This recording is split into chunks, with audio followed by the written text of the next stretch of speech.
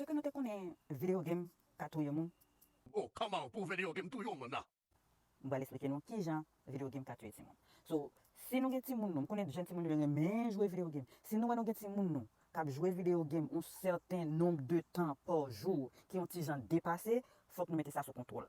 Parce que vidéo game tue ti moun déjà, ti moun qui trouve yo addicté à vidéo game, yo pas manger, yo pas boire, parents yo pas contrôler.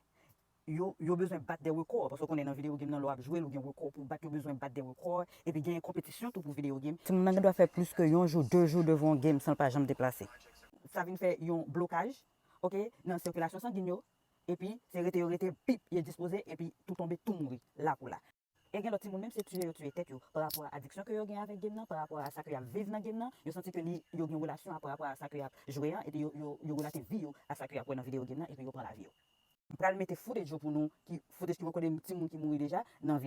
Chen died at the end of a 23-hour session of League of Legends. He was dead for 9 hours in an internet cafe before anyone noticed. There was also Li Xiangxie, who collapsed and died after almost 50 straight hours of StarCraft, and a Defense of the Ancients player, Rustam, who had a broken leg and died of thrombosis after a 22-day gaming binge. Sean's mother came across his dead body slumped in front of his computer with EverQuest still running.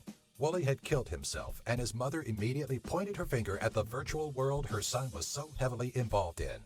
No note was left behind to confirm reason, but it's believed Sean had met with some sort of in-game tragedy, possibly over a fellow player he had grown attached to, and shot himself in the middle of playing. 13-year-old Han Kuxiaoyi of China jumped to his death after a 36-hour binge session in World of Warcraft. So alors, tant pris, nous gen ti moun nou mettez contrôle sur yo, sur quantité heure de temps que yo jouer vidéo game par jour.